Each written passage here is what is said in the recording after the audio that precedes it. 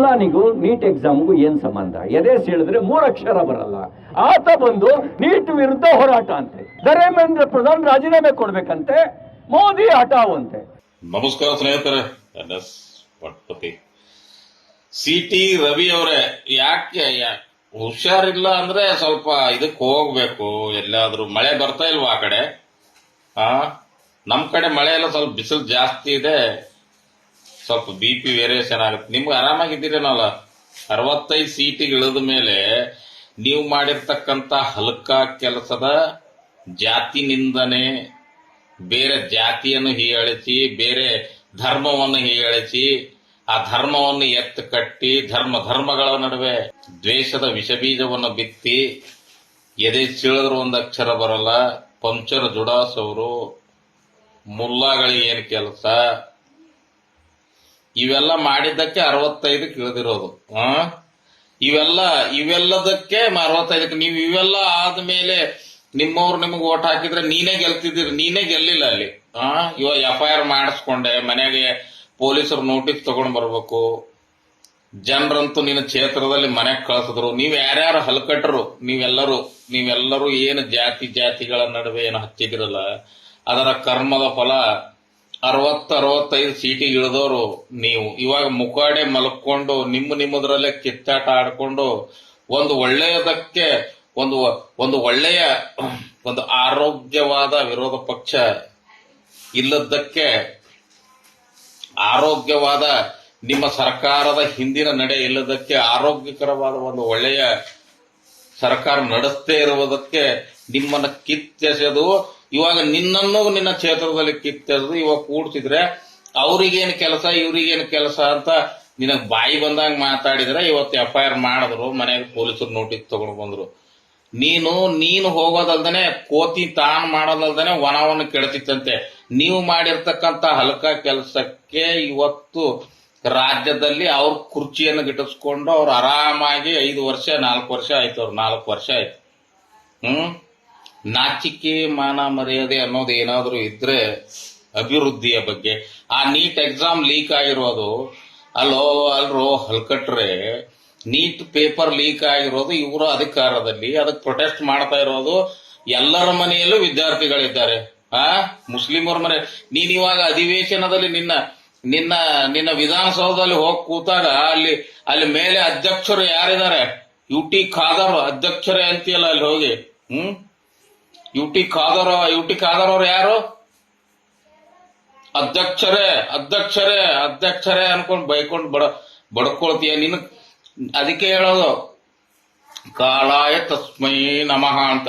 ನೀವು ಮಾಡಿರ್ತಕ್ಕಂತ ಹೀಯಾಳಿಸಿರ್ತಕ್ಕಂತ ನೀವು ಒಂದು ಇದನ್ನ ಎತ್ತಿ ಕಟ್ಟಿಬಿಟ್ಟು, ಅವ್ರು ಏನಾದ್ರು ಇರ್ಲಿ, ಅವ್ರು ಹಲ್ಕಟ್ರು ಇದ್ದಾರಂತೆ ನಿಮಗ್ ತಂದು ಕೂಡಿಸಿದ್ರು. ನೀವು ಅವರನ್ನು ಎತ್ತಿ ಕಟ್ಟಿದ್ದಕ್ಕೆ ನಿಮ್ ತಂದು ಕೂಡಿಸಿದ್ರು. ನೀವು ಮತ್ತೆ ಅದೇ ಮಾಡಿರೋದಕ್ಕೆ ನೀವು ಅಲ್ಲಿ ಹೋಗ್ಬಿಟ್ಟು ಅಧ್ಯಕ್ಷರೇ ಅಲ್ಲಿ ಅಧ್ಯಕ್ಷರೇ ಅಂತಿ, ಇಲ್ಲಿ ಮುಲ್ಲಾ ಅಂತಿ, ಅವ್ರಿಗೆ ಪಂಚರ್ ಬಿಡೋಸವ್ರಿಗೆ ಏನು ಅಂತಿ. ಮಾಡಿರೋ ಕರ್ಮದ ಫಲ ತಿರುಗಿ ಅಲ್ಲೇ ಬರ್ತದೆ. ಅಲ್ಲೇ ಟಿಕೆಟ್, ಅಲ್ಲೇ ಡ್ರಾ ಬೆನ್ನಿಗೆ ಇರುತ್ತದೆ. ಇವಾಗ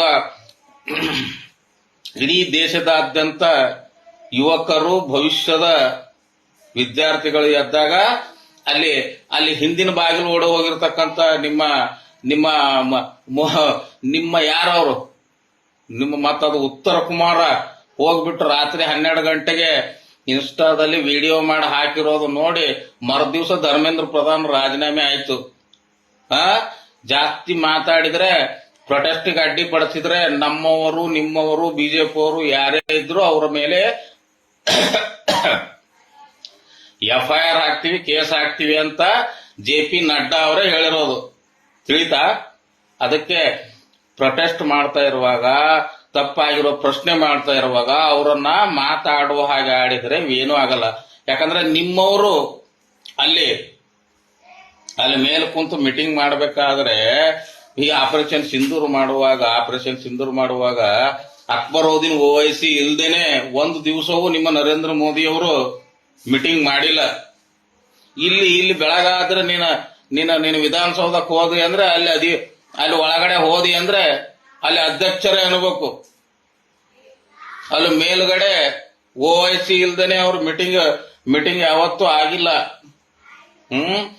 ನೋಡಿ, ದೇಶ ನಡೀತಾ ಇರೋದು ಸರ್ವ ಜನಾಂಗದ ಶಾಂತಿಯ ತೋಟ, ರಸಿಕರ ಕಂಗಳ ಸೆಳೆಯುವ ನೋಟ, ಹಿಂದೂ ಕ್ರೈಸ್ತ ಮುಸಲ್ಮಾನ ವಾರಸಿಕ ಜೈನರ ಉದ್ಯಾನ ಅಂತ ಹಾಡ್ತೀವಿ. ಬಟ್ ನೀವು ಮಾಡಿರ್ತಕ್ಕಂಥ ಹಲ್ಕಾ ಕೆಲಸಕ್ಕೆ ಆ ಚಂದಾಚೋರ ಆಗಿರೋದು, ಅದ್ರ ಬಗ್ಗೆ ಮಾತಾಡಲಿಲ್ಲ. ನಿಮ್ಮ ನರೇಂದ್ರ ಮೋದಿಯವರು 3 ತಿಂಗಳಿಂದ ಬಡ್ಕೊಂಡ್ರು, 20 ದಿವಸ ಉಪವಾಸ ಕೂತಿದ್ರು, ಹುಡುಗರು ಕೇಳಲಿಲ್ಲ.